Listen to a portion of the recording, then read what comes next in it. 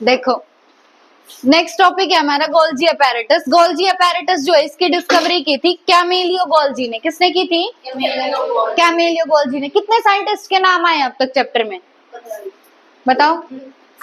Camillo Golgi को मिला के कितने साइंटिस्ट के नाम आए हैं?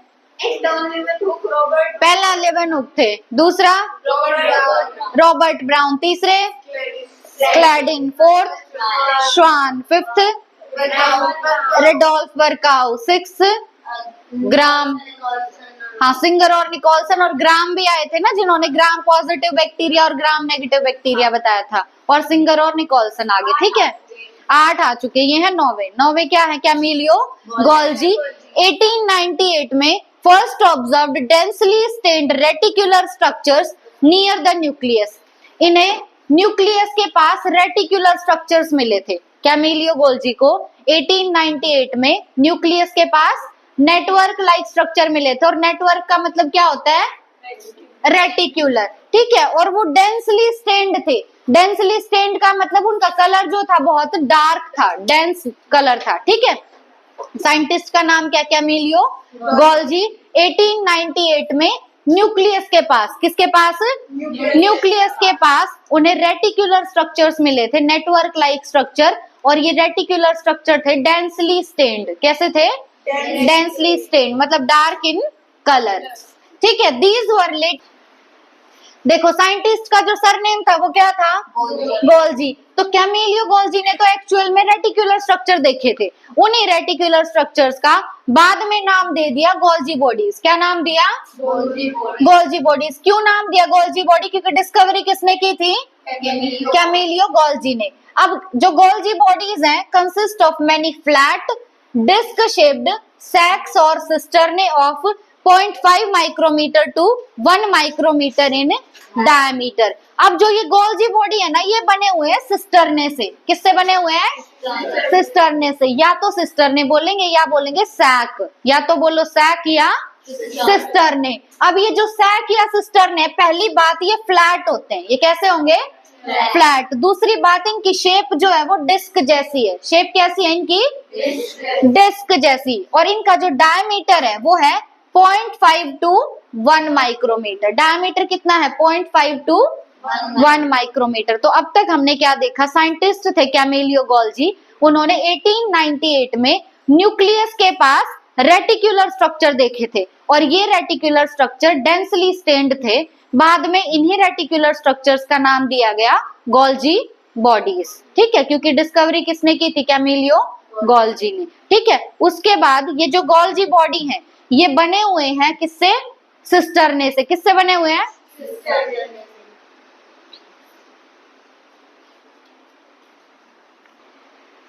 तो जो गोल्जी बॉडी है, गोल्जी बॉडी बने हुए सैक या सिस्टर्ने से। ठीक है, सैक या सिस्टर्ने जो है, पहली बात वो फ्लैट होते हैं। कैसे होंगे? फ्लैट। शेप कैसी है सिस्टर्ने की? डिस्क जैसी। शेप कैसी है? डिस्क जैसे। फिर हमें सिस्टर्ने का डायमीटर देखना। डायमीटर है 0.5 टू 1 माइक्रोमीटर। डायमीटर कितना है? 0.5 to 1 micrometre. These are stacked parallel to each other. अब स्टैक का मतलब क्या होता है? जैसे मान लो हमारे पास कॉइन, एक सिक्का है, ठीक है, उसके ऊपर हम ऐसे और सिक्के रखते जाए तो हम उनकी स्टैकिंग कर रहे हैं। क्या कर रहे हैं? स्टैकिंग। तो इसी तरीके से जो सिस्टर्ने होते हैं ये एक दूसरे के पैरेलली अरेंज्ड है। कैसे अरेंज्ड है? पैरेलली। कि एक सिस्टर्ने ये, दूसरा आया, तो ये पैरेलल हो गया ना। तो सिस्टर्ने कैसे हो रखे इनकी स्टैकिंग? पैरेलली। कैसे अरेंजमेंट? पैरेलल अरेंजमेंट है।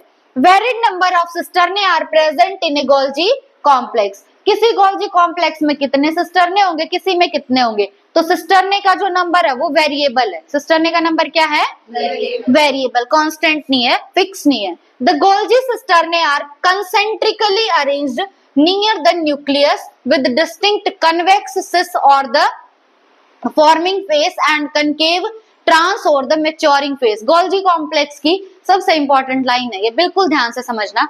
देखो अब जो गोल्जी सिस्टर्ने है ना, जो इस सिस्टर्ने की बात की, ये कंसेंट्रिकली अरेंज्ड होते हैं। कैसे अरेंज्ड होंगे? कंसेंट्रिकली। अब तुम मैथ्स में पढ़ते हो कंसेंट्रिक सर्कल क्या होता है? जैसे बहुत सारे सर्कल बना दिए लेकिन उनका सेंटर क्या हो? सेम। बहुत सारे सर्कल हमने बना दिए पर सारे सर्कल का सेंटर क्या है? सेम। तो ये जो सिस्टर्ने हैं ये कंसेंट्रिकली अरेंज्ड है किसके अराउंड? न्यूक्लियस के अराउंड। ठीक है, तो न्यूक्लियस के पास सिस्टर ने कैसे अरेंज्ड है? कॉन्सेंट्रिकली। ठीक है, अब ये जो सिस्टरने है ना, सिस्टरने के अंदर दो फेस होते हैं, एक होता है सिस फेस और एक होता है ट्रांस फेस। कितने फेस हैं? दो फेस है, सिस फेस और ट्रांस फेस। तो मतलब इसमें ना कंफ्यूजन होती है, कन्वेक्स कौन सा है, कनकेव कौन सा है। तो मैं इसको यूं याद रखती थी, तानसेन मैच्योर्ड इन केव। तानसेन मतलब ट्रांस फेस, तानसेन मतलब ट्रांस फेस, मैच्योर्ड मतलब मैच्योरिंग फेस, मैच्योर मतलब मैच्योरिंग फेस, और केव मतलब कनकेव, केव मतलब कनकेव। तो सिस्टरने के पास है टोटल दो फेस। कितने फेस हैं टोटल? दो फेस। पहला फेस है सिस फेस। पहला फेस कौन सा है? Cis face. और दूसरा फेस है ट्रांस फेस। तो पहले तुम सिर्फ ट्रांस का याद करो। ट्रांस का कैसे याद रखोगे? तानसेन, तानसेन सुन रखा होगा नाम, तानसेन मैच्योर्ड इन केव। तो तानसेन मतलब कौन सा फेस? Trans face. मैच्योर्ड मतलब इसी को बोलेंगे मैच्योरिंग फेस। कौन सा फेस? Maturing face. और केव मतलब कनकेव, केव मतलब कॉनकेव, मतलब इसी का नाम है कॉनकेव फेस। कौन सा फेस? Concave face. तो ट्रांस, मैच्योरिंग और कॉनकेव। तानसेन मैच्योर्ड इन केव। तो दूसरा फेस कौन सा बच गया? Cis face. सिस का एक और नाम क्या होगा? Convex face. कौन सा फेस? Convex face. ठीक है, देखो तो सिस्टरने के पास क्या है? डिस्टिंक्ट मतलब बिल्कुल अलग से दिखाई दे रहा है, कॉन्वेक्स फेस, सिस फेस, या इसका एक और नाम होगा फॉर्मिंग फेस। एक और नाम क्या होगा? Forming face. ट्रांस वाले का क्या नाम था? ट्रांस, मैच्योरिंग और कॉनकेव। जबकि सिस वाले का नाम क्या? सिस, फॉर्मिंग और कॉन्वेक्स। तीन नाम है। ठीक है, तो सिस्टरने के पास दो फेस होते, दोनों बिल्कुल अलग से हमें दिखाई देते, सिस और ट्रांस। सिस के नाम सिस, कॉन्वेक्स और फॉर्मिंग। सिस, कॉन्वेक्स और फॉर्मिंग। ट्रांस, मैच्योरिंग और कॉनकेव। ठीक है, कॉनकेव, ट्रांस और maturing face. The cis and the trans faces of the organelle, organelle मतलब गोल्जी बॉडी, ठीक है, are entirely different but interconnected। अब ये जो सिस फेस है ना और ट्रांस फेस है, ये दोनों बिल्कुल अलग अलग हैं, लेकिन आपस में इंटरकनेक्टेड है। आपस में क्या है? इंटरकनेक्टेड। वैसे तो दोनों क्या है? बिल्कुल अलग अलग, सिस फेस अलग और ट्रांस फेस अलग, पर दोनों आपस में interconnected है। ठीक है, the Golgi apparatus principally performs the function of packaging materials to be delivered either to the intracellular targets or secreted outside the cell। अब गोल्जी apparatus का फंक्शन हमें देखना। देखो, इसका फंक्शन होता है मटेरियल्स की पैकेजिंग करना, मटेरियल्स को पैक करना। तो गोल्जी apparatus का फंक्शन क्या है? मटेरियल्स को पैक करना, उनकी पैकेजिंग कराना और फिर उनकी डिलीवरी कराना, पैक करके उनकी डिलीवरी कराना। अब डिलीवरी कहाँ पे होगी? या तो इंट्रासेल्युलर टारगेट्स में, इंट्रासेल्युलर मतलब सेल के अंदर, इंट्रासेल्युलर मतलब सेल के अंदर, या तो किसी सेल के अंदर भेजना उस चीज को, या फिर सेल के बाहर उसे सिक्रीट कराना, या तो किसी सेल के अंदर भेजना मटेरियल को, या उस सेल से बाहर उस चीज को सिक्रीट कराना है। तो गोल्जी बॉडी के हमने दो काम देखे। पहला, वो मटेरियल्स की पैकेजिंग करेगा। क्या करेगा? मटेरियल्स की पैकेजिंग। दूसरा, उनकी डिलीवरी करवाएगा। क्या करवाएगा? डिलीवरी। अब डिलीवरी या तो होगी किसी इंट्रासेल्युलर टारगेट पे, इंट्रासेल्युलर टारगेट मतलब सेल के अंदर, या फिर सिक्रीशन होगा सेल से बाहर।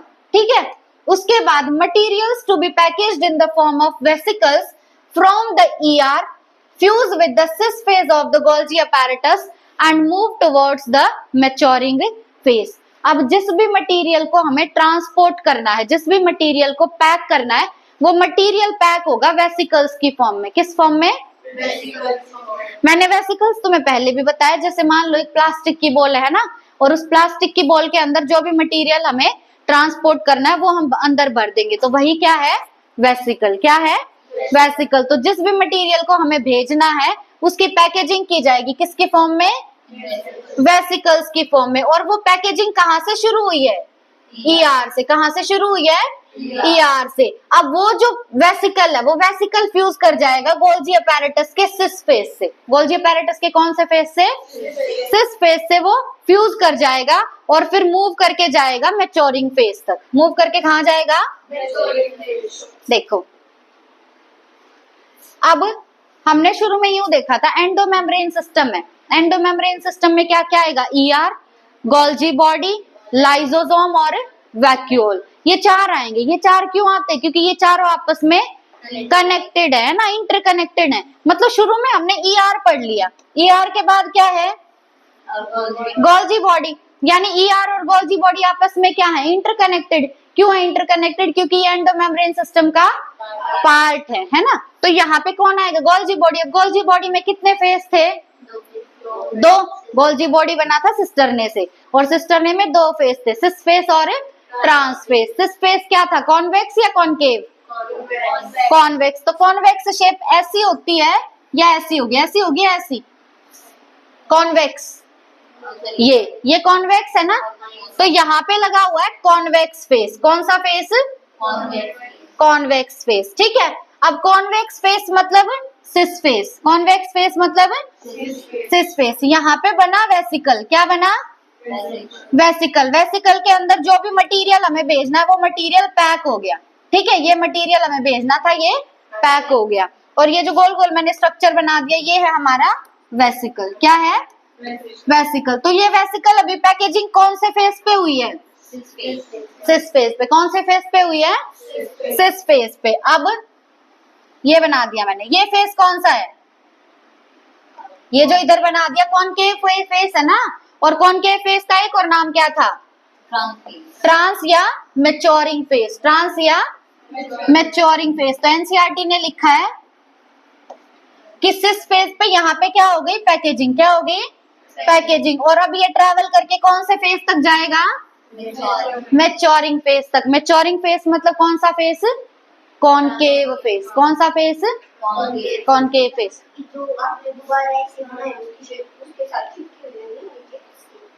किसके साथ? मतलब यहाँ से बोल रहे हो यूं?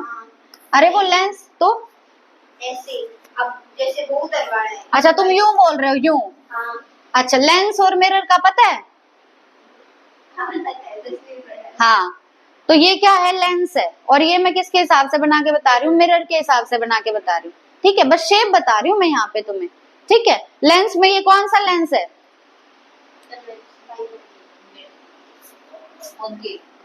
ये जैसे एक यहाँ पे ये बना दिया, ये लेंस बन गया एक। तो एक ये लेंस है और एक ये लेंस है ना। लेंस और मिरर पढ़ते हो ना अलग अलग। ये शेप कौन सी है मिरर की? ये शेप इधर से कॉनकेव और ये शेप इधर से कौन सी है? कॉन्वेक्स। ठीक है, बस शेप बता रही हूँ मैं यहाँ से तुम्हें। ठीक है, अब इसके अंदर कौन से फेस होंगे? दो सिस और ट्रांस फेस। जिसकी शेप ऐसी है वो कौन सा फेस? Cis face. क्यों? क्योंकि सिस फेस कैसा था? कॉन्वेक्स। कैसा था? कॉन्वेक्स। और मैच्योरिंग फेस, ये फेस था ट्रांस यानी कॉनकेव। ठीक है, तो मटेरियल की पैकेजिंग कहाँ पे हुई? सिस फेस पे। और वो कहाँ तक गया? मैच्योरिंग फेस तक। अब वो लाइन देखना एनसीईआरटी की। देखो, materials to be packaged in the form of vesicles from the ER fuse किसके साथ कर गया? सिस फेस के साथ। और फिर मूव करके गया कहाँ तक? मैच्योरिंग फेस तक। This explains why the Golgi apparatus remains in closely association with the endoplasmic reticulum. तो ये जो हमने समझी है बात, इससे हमें पता चलता है कि क्यों गोल्जी कॉम्प्लेक्स जो है वो ER के साथ क्लोज एसोसिएशन में, क्यों दोनों एक साथ मिलते हैं? क्योंकि मटेरियल को ER से पहले आना है सिस फेस पे और सिस फेस से जाना है ट्रांस फेज में। ठीक है, तो मटेरियल को ऐसे ट्रांसपोर्ट होना है, इसीलिए गोल्जी कॉम्प्लेक्स क्लोज एसोसिएशन में किसके साथ? ER के साथ। किसके साथ? ER के साथ। और शुरू वाली लाइन में देखा था कि जो गोल्जी थे, कैमिलियो गोल्जी, उन्होंने रेटिकुलर स्ट्रक्चर की डिस्कवरी कौन से ऑर्गेनेली के पास की थी? बताओ, जिसका ध्यान था वो बताए। Very good. किसके पास बताया था? न्यूक्लियस के पास। अब पढ़ेगा मारेंगे हम तक एक बदल रखा है। देखो, तो हमें पता चल गया कि गोल्जी अपैरेटस क्यों मिलता है किसके पास? ER के पास, किसके पास? ER के पास, ठीक है। और डिस्कवरी किसके पास हुई थी? गोल्जी कॉम्प्लेक्स के न्यूक्लियस के पास। मतलब अगर हम देखें तो गोल्जी कॉम्प्लेक्स हमें कहाँ दिख रहा है? लोकेशन क्या है गोल्जी कॉम्प्लेक्स की? ER से चिपका हुआ है और न्यूक्लियस के पास प्रेजेंट है। कौन? गोल्जी कॉम्प्लेक्स, ठीक है। A number of proteins synthesized by ribosomes on the endoplasmic reticulum are modified in the cisternae of the Golgi apparatus before they are released from its transphase. अब एक बात बताओ, हमने देखा था कि जो एंडोप्लाज्मिक रेटिकुलम है वो कितने टाइप का है? दो टाइप का, RER और SER। राइबोसोम कहाँ पे होंगे? RER में। राइबोसोम RER में, तो प्रोटीन कहाँ बनेगा? RER में। प्रोटीन कहाँ बनेगा? RER में। यानी प्रोटीन बनता तो एंडोप्लाज्मिक रेटिकुलम में, प्रोटीन बनता कहाँ पे है? एंडोप्लाज्मिक रेटिकुलम में। तो जो प्रोटीन एंडोप्लाज्मिक रेटिकुलम में बना है, अब उसमें होगा मॉडिफिकेशन। क्या होगा? मॉडिफिकेशन। वो मॉडिफिकेशन होता है सिस्टरने में। मॉडिफिकेशन कहाँ पे होगा? सिस्टरने में। और सिस्टरने किसका पार्ट है? गोल्जी अपैरेटस का। अब मॉडिफिकेशन होने के बाद उस प्रोटीन को रिलीज कर दिया जाएगा, और रिलीज कर दिया जाता है ट्रांसफेज से। रिलीज कौन से फेज से करेंगे? ट्रांसफेज से। समझ रहे हो? प्रोटीन बना कहाँ पे? ER में। ER में भी कौन से ER में? RER में। क्यों बना RER में प्रोटीन? क्योंकि RER में प्रेजेंट थे राइबोसोम्स। अब बन गया प्रोटीन वहां पे, लेकिन उसका प्रोटीन का मॉडिफिकेशन कहाँ पे होगा? सिस्टरने में, गोल्जी अपैरेटस के सिस्टरने में। और मॉडिफिकेशन के बाद प्रोटीन को रिलीज किया जाएगा गोल्जी के कौन से फेज से? ट्रांसफेज से। कौन से फेज से? ट्रांसफेज से, ठीक है। बहुत इंपॉर्टेंट बात है ये। प्रोटीन बनता ER में, पर मॉडिफाई गोल्जी के सिस्टरने में होता है, ठीक है। अब Golgi apparatus is the important site of formation of glycoproteins and glycolipids. एक बार मेरे पेपर में आई थी ये लाइन और मेरा ये गलत था क्वेश्चन, ठीक है। तो जो गोल्जी अपैरेटस है ये इंपॉर्टेंट साइट है दो चीजों की फॉर्मेशन के लिए। पहला ग्लाइकोप्रोटीन और दूसरा ग्लाइकोलिपिड। अब हम यूं सोच जाते हैं प्रोटीन है तो ER में बनता होगा, नहीं। ग्लाइकोप्रोटीन और ग्लाइकोलिपिड। देखो लिपिड तो हमें पता है, लिपिड जो है अगर सिर्फ प्रोटीन की बात करें तो सिर्फ प्रोटीन एंडोप्लाज्मिक रेटिकुलम के रफ वाले पार्ट में मिलेगा RER में, सिर्फ प्रोटीन RER में, सिर्फ लिपिड SER में। पर ग्लाइकोप्रोटीन और ग्लाइकोलिपिड बनते हैं गोल्जी अपैरेटस में। कहाँ बनते हैं? गोल्जी अपैरेटस में। इस पैराग्राफ में जो मोस्ट इंपॉर्टेंट बातें हैं, पहली सिस फेज के 3 नाम बताओ। सिस फेज का 3 नाम, पहला सिस फेज, दूसरा फॉर्मिंग फेज और कन्वेक्स फेज। ट्रांस फेज का नाम मैच्योरिंग और कॉनकेव फेज, ठीक है। जो प्रोटीन है वो बनता ER में, पर मॉडिफाई गोल्जी अपैरेटस के सिस्टरने में होता है और ट्रांसफेज से उसे रिलीज कर दिया जाता है। ग्लाइकोप्रोटीन और ग्लाइकोलिपिड कहाँ बनते हैं? गोल्जी कॉम्प्लेक्स में, ठीक है। ये हमारा हो गया गोल्जी बॉडी। नेक्स्ट ऑर्गेनेली है हमारी लाइसोसोम। नेक्स्ट क्या है? लाइसोसोम। एंडोमेम्ब्रेन सिस्टम की 2 ऑर्गेनेली होगी। पहली ऑर्गेनेली कौन सी थी? ER। दूसरी गोल्जी बॉडी। तीसरा है लाइसोसोम। अब these are membrane bound vesicular structure. पहली बात ये कैसे होते हैं? मेम्ब्रेन बाउंड, मतलब इनके अराउंड मेम्ब्रेन प्रेजेंट होगी। दूसरी बात ये वेसिकुलर स्ट्रक्चर है। कैसे स्ट्रक्चर है? Vesicular structure. क्यों है वेसिकुलर स्ट्रक्चर? क्योंकि गोल्जी अपैरेटस के अंदर पैकेजिंग के लिए हमने वेसिकल बनाया था। क्या बनाया था? वेसिकल। उसी वेसिकल को क्या बोलते हैं? लाइसोसोम। तुम्हें याद है मैंने एक गोल स्ट्रक्चर बना के अभी थोड़ी देर पहले बताया था, उसमें येलो येलो डॉटिंग की थी, है ना। तो वो जो स्ट्रक्चर था वही क्या था? लाइसोसोम। हम मटेरियल को ट्रांसपोर्ट कराने के लिए गोल्जी अपैरेटस में बनाते हैं लाइसोसोम। क्या बनाते हैं? लाइसोसोम। वो लाइसोसोम पहली बात मेम्ब्रेन बाउंड और दूसरी बात वेसिकुलर स्ट्रक्चर है। The isolated lysosomal vesicles have been found to be very rich in almost all type of hydrolytic enzymes. अब ये जो लाइसोसोमल वेसिकल्स हैं, पहली बात लाइसोसोमल वेसिकल्स आइसोलेटेड हैं। कैसे हैं? आइसोलेटेड। आइसोलेटेड का मतलब होता है सिंगल। आइसोलेटेड मतलब सिंगल। तो लाइसोसोमल वेसिकल्स आइसोलेटेड है और ये हाइड्रोलिटिक एंजाइम्स में रिच होते हैं। अब हाइड्रा मतलब पानी, है ना, और लिटिक मतलब तोड़ना। लिटिक मतलब तोड़ना। तो हाइड्रोलिटिक एंजाइम्स वो एंजाइम्स होते हैं जो पानी की हेल्प से किसी चीज को तोड़ सकते हैं। तो जो हमारा लाइसोसोम है वो रिच होता है हाइड्रोलिटिक एंजाइम्स में। किस में रिच होता है? हाइड्रोलिटिक एंजाइम्स में। और ये जो हाइड्रोलिटिक एंजाइम्स है इनको हम बोलते हैं हाइड्रोलेजेस। क्या बोलते हैं? हाइड्रोलेजेस। अब अगर तुम्हें याद हो हमने एंजाइम का क्लासिफिकेशन पढ़ा था बायोमोलिक्यूल्स में, उसमें भी था हाइड्रोलेज। अब हाइड्रोलेजेस कौन कौन से होते हैं? पहला लाइपेजेस। पहला क्या है? लाइपेजेस, यानी ये वाटर की हेल्प से तोड़ेगा लिपिड को। वाटर की हेल्प से किसको तोड़ेगा?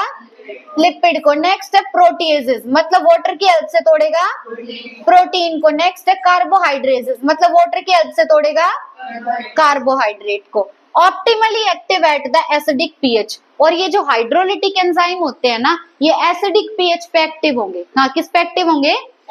एसिडिक पीएच पे। अब एसिडिक पीएच है तो H पॉजिटिव कम या ज्यादा?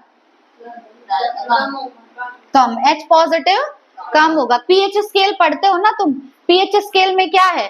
जितना जीरो के पास जाते जाओगे H पॉजिटिव कम है ना, और एसिडिक कैरेक्टर ज्यादा। जितना 14 की तरफ जाओगे H पॉजिटिव कम और पीएच H पॉजिटिव कम होता है और OH नेगेटिव ज्यादा होता है ना। जितना 14 की तरफ जाओगे पीएच ज्यादा और H पॉजिटिव कम। ठीक है, हाँ इस तरफ ज्यादा होगा। जब जीरो की साइड जाते जाओगे तो H पॉजिटिव ज्यादा और एसिडिक कैरेक्टर भी ज्यादा। जितना ज्यादा एसिडिक कैरेक्टर H पॉजिटिव भी उतना ही ज्यादा। ठीक है, उल्टा बोल दिया शायद पहले मैंने। ठीक है, H पॉजिटिव जितना ज्यादा एसिडिक कैरेक्टर भी उतना ही ज्यादा। तो अब हाइड्रोलिटिक एंजाइम्स काम करते हैं एसिडिक पीएच पे। कैसे पीएच पे? एसिडिक पीएच पे, मतलब H पॉजिटिव ज्यादा। ठीक है, these enzymes are capable of digesting. अब ये जो एंजाइम है ये किस किस को डाइजेस्ट करते हैं? ये डाइजेस्ट करेगा कार्बोहाइड्रेट को। ठीक है, ये डाइजेस्ट करेगा लिपिड को, और ये डाइजेस्ट करेगा प्रोटीन्स को। और एक और आएंगे यहाँ पे न्यूक्लिएजेस। क्या आएंगे? न्यूक्लिएजेस। न्यूक्लिएजेस डाइजेस्ट करेंगे न्यूक्लिक एसिड्स को। किसको डाइजेस्ट करेंगे? न्यूक्लिक एसिड्स को। तो लाइसोसोम बहुत आसान सा है। हम जो मटेरियल को भेजना चाहते हैं उस मटेरियल की पैकेजिंग होती है गोल्जी बॉडी में। ठीक है, और पैकेजिंग के लिए जो हमने चीज बनाई थी उसका नाम था वेसिकल। क्या था? वेसिकल। उसी वेसिकल को हमने बोल दिया लाइसोसोम। क्या बोल दिया? लाइसोसोम। क्या लाइसोसोम के अराउंड मेम्ब्रेन प्रेजेंट है? ठीक है, मेम्ब्रेन प्रेजेंट है और ये एक वेसिकुलर स्ट्रक्चर है। इस लाइसोसोम के अंदर प्रेजेंट होते हैं हाइड्रोलिटिक एंजाइम। कैसे एंजाइम?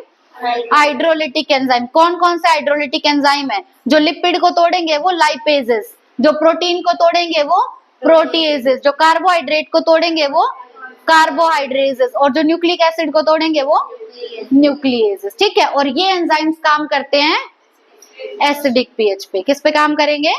एसिडिक पीएच पे। नेक्स्ट ऑर्गेनेली है हमारी वैक्यूल। नेक्स्ट क्या है? वैक्यूल। एंडोमेम्ब्रेन सिस्टम की ये लास्ट ऑर्गेनेली है। ठीक है, तो वैक्यूल क्या है? पहली बात, वैक्यूल भी मेम्ब्रेन बाउंड है। वैक्यूल भी क्या है? Membrane bound. और ये एक ऐसा स्पेस है जो हमें साइटोप्लाज्म में मिलता है। वैक्यूल हमें कहाँ मिलेगा? साइटोप्लाज्म में मिलता है और मेम्ब्रेन बाउंड है। इट कंटेन्स, अब ये देखो क्या क्या होता है वैक्यूल में। पहली बात वाटर होगा, वैक्यूल में क्या होगा? वाटर। दूसरी बात इसमें सैप होता है। क्या होता है? सैप। तीसरा, इसमें जो भी एक्सक्रीटरी प्रोडक्ट है ना वो प्रेजेंट होंगे। और फोर्थ है other materials not useful for the cell. दूसरे मटेरियल जो सेल के किसी काम के नहीं है वो भी हमें मिलेंगे वैक्यूल में। किस में मिलेंगे? वैक्यूल में। तो वैक्यूल में हमें क्या क्या मिला? पहला वाटर, दूसरा सैप, तीसरा एक्सक्रीटरी प्रोडक्ट्स, और फोर्थ जो भी कुछ सेल के काम का नहीं है वो हमें मिलेगा वैक्यूल में। तो क्या हम इसे डस्टबिन ऑफ द सेल बोल सकते हैं, है ना? तो उसके बाद क्या है? The vacuole is bound by a single membrane called tonoplast.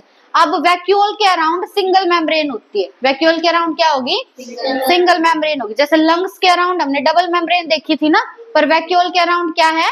Single membrane. उस मेम्ब्रेन का नाम है टोनोप्लास्ट। मेम्ब्रेन का नाम क्या है? टोनोप्लास्ट। तो वैक्यूल की मेम्ब्रेन का नाम tonoplast. In plant cells, the vacuoles can occupy up to 90% of the volume of the cell. पूरे सेल का जो 90% पार्ट है प्लांट्स के अंदर वो कौन ऑक्यूपाई करेगा? वैक्यूल। पूरा सेल है उसका 90% एरिया ऑक्यूपाई कर रखा है वैक्यूल ने। पर प्लांट्स के अंदर, एनिमल्स में वैक्यूल नहीं होता, एब्सेंट होता। देखा था ना लास्ट क्लास में, प्लांट्स में वैक्यूल ने कितना परसेंट पार्ट घेर रखा है? 90%. In plants, the tonoplast facilitates the transport of a number of ions and other materials against concentration gradient into the vacuole. Hence, their concentration is significantly higher in the vacuole than in the cytoplasm. अब क्या कह रहे हैं कि plants के अंदर tonoplast बहुत सारे आयंस का और दूसरे मटेरियल्स का ट्रांसपोर्ट कराता है। ठीक है, प्लांट्स में क्या प्रेजेंट है? वैक्यूल, और वैक्यूल की मेम्ब्रेन का नाम टोनोप्लास्ट। अब ये टोनोप्लास्ट ट्रांसपोर्ट कराएगा बहुत सारे आयंस का और दूसरे मटेरियल्स का, लेकिन ये ट्रांसपोर्ट होता है अगेंस्ट कंसंट्रेशन ग्रेडियंट। कैसे होगा? Against concentration gradients. Concentration gradient के अलोंग कैसे होगा? High concentration to low concentration, पर अगेंस्ट कंसंट्रेशन ग्रेडियंट मतलब low concentration to high concentration होगा ट्रांसपोर्ट। तो इसका मतलब क्या है कि जो कंसंट्रेशन है इन आयंस की वो वैक्यूल के अंदर क्या है? ज्यादा। वैक्यूल के अंदर कंसंट्रेशन क्या है? ज्यादा। और साइटोप्लाज्म के अंदर कंसंट्रेशन क्या है? कम। देखो ये मान लो हमारा प्लांट सेल है, प्लांट सेल का लगभग 90% पार्ट किसने ले रखा है? वैक्यूल ने। तो ये क्या है? वैक्यूल। क्या है? वैक्यूल। और ये जो वैक्यूल की मेम्ब्रेन है इसका नाम क्या है? टोनोप्लास्ट। क्या है नाम? टोनोप्लास्ट। अब टोनोप्लास्ट जो है इसके थ्रू होगा मटेरियल्स का ट्रांसपोर्ट, है ना? मटेरियल्स का ट्रांसपोर्ट लेकिन हो रहा है कंसंट्रेशन ग्रेडियंट के अगेंस्ट। और ये जो पार्ट बच गया इस पार्ट का नाम क्या है? बोलो। साइटोप्लाज्म। इस पार्ट का नाम क्या है? साइटोप्लाज्म। अब अगेंस्ट कंसंट्रेशन ग्रेडियंट जा रहा है, मान लो Na पॉजिटिव जा रहा है, अगेंस्ट कंसंट्रेशन ग्रेडियंट इसको जाना है, तो यहाँ पे Na पॉजिटिव क्या होगा? कम। यहाँ पे Na पॉजिटिव कम, और वैक्यूल में Na पॉजिटिव क्या है? ज्यादा। इसीलिए हम बोल रहे हैं अगेंस्ट कंसंट्रेशन ग्रेडियंट कि साइटोप्लाज्म में वो चीज कम है और वैक्यूल में वो चीज ज्यादा है। आई ये बात समझ?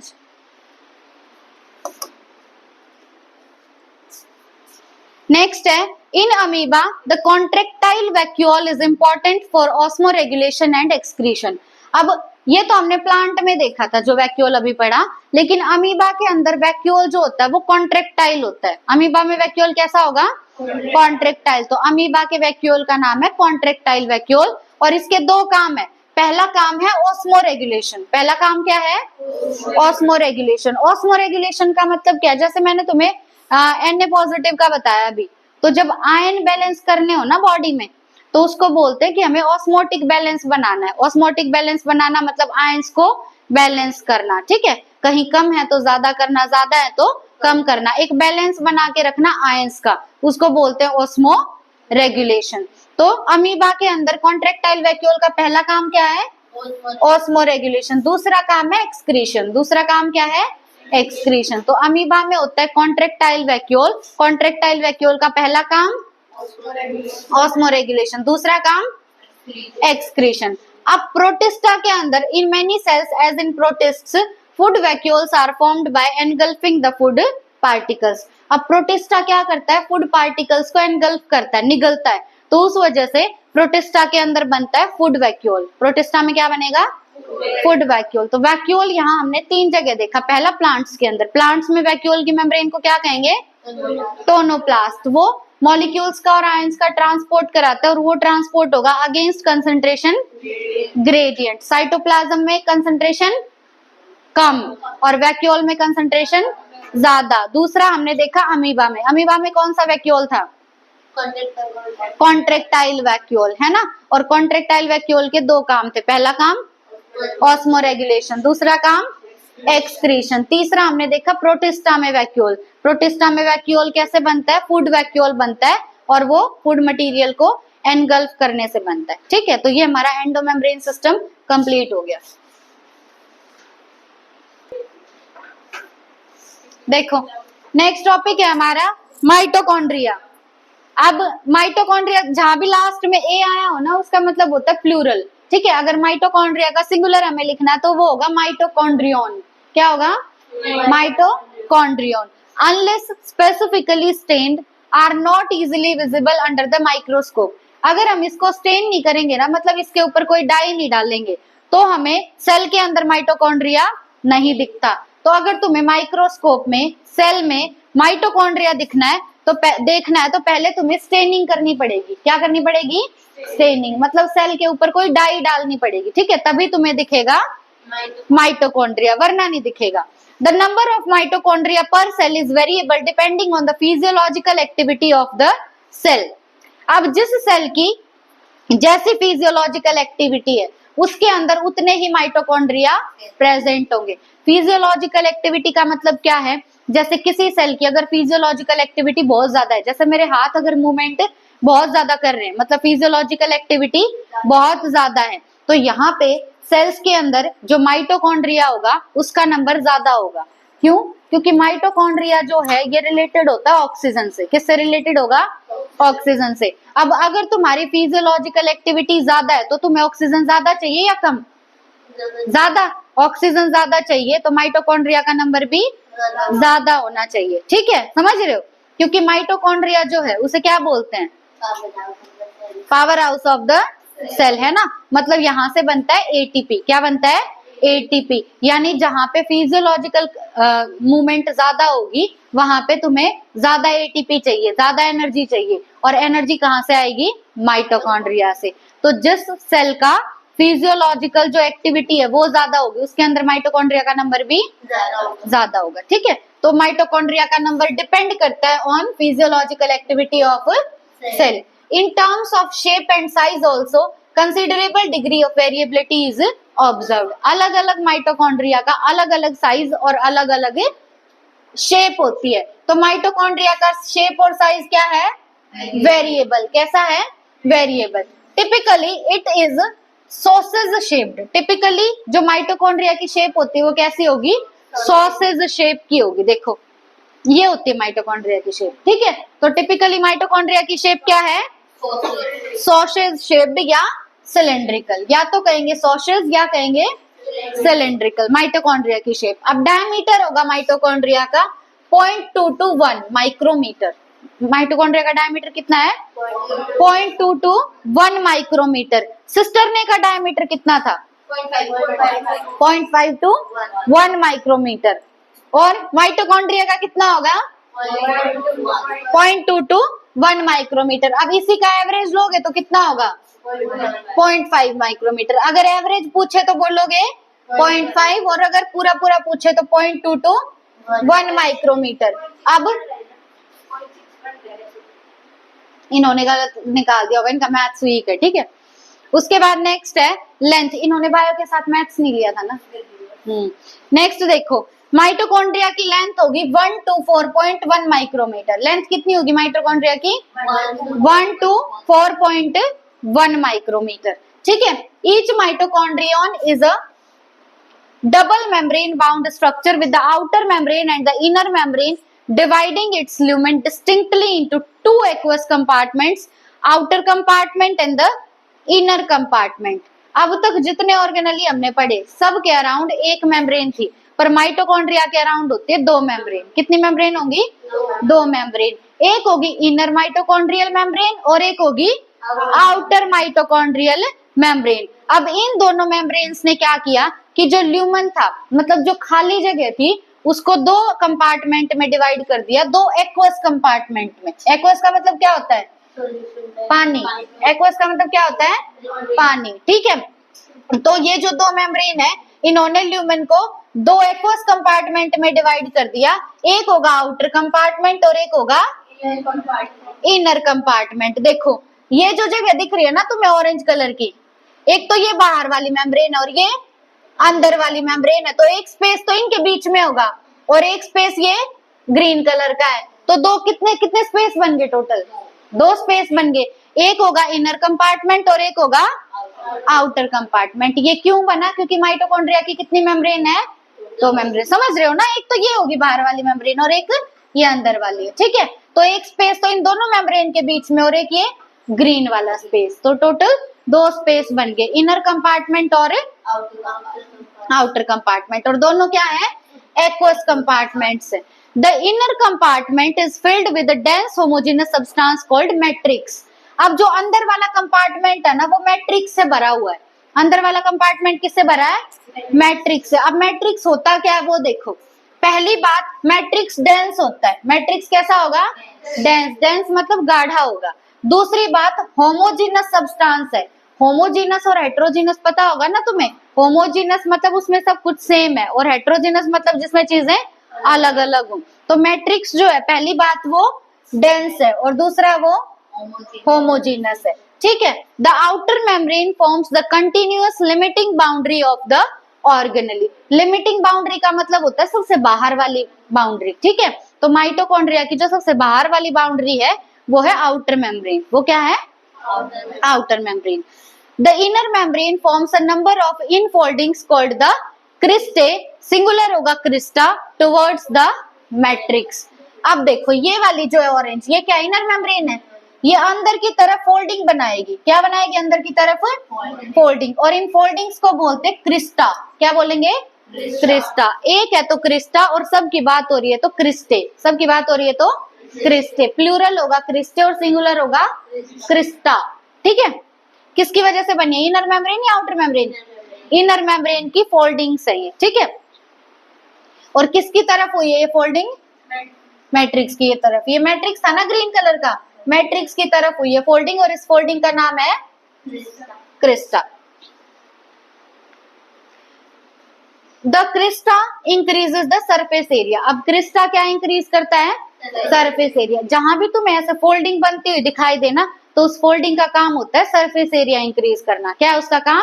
सरफेस एरिया इंक्रीज करना। देखो एक तो ये मेम्ब्रेन ऐसे सीधी होती बिल्कुल, और एक अब ऐसे इसमें फोल्डिंग्स बन गई है, तो यहाँ ज्यादा सामान नहीं आ जाएगा। तो इस फोल्डिंग्स की वजह से, क्रिस्टा की वजह से सरफेस एरिया इंक्रीज हो गया, बढ़ गया। ठीक है। The two membranes have their own specific enzymes associated with the mitochondrial function. Outer membrane के पास अपने एंजाइम होते हैं और इनर मेम्ब्रेन के पास अपने एंजाइम होते हैं। दोनों मेम्ब्रेन्स के पास अपने अपने एंजाइम्स होंगे। ठीक है। उसके बाद है mitochondria are the sites of aerobic respiration. अब रेस्पिरेशन दो टाइप का होता है, एक होता है एरोबिक और एक होता है एनएरोबिक। एरोबिक में ऑक्सीजन इन्वॉल्व होगी और एनएरोबिक में ऑक्सीजन इन्वॉल्व नहीं होती। तो मैंने तुम्हें बताया था ना कि जहां पे ऑक्सीजन की ज्यादा जरूरत होगी वहां माइटोकॉन्ड्रिया भी ज्यादा होगा। क्यों? क्योंकि माइटोकॉन्ड्रिया में कौन सा रेस्पिरेशन होता है? Aerobic respiration. ठीक है। तो माइटोकॉन्ड्रिया में रेस्पिरेशन कौन सा होगा? एरोबिक, मतलब इसमें ऑक्सीजन इन्वॉल्व है। ठीक है।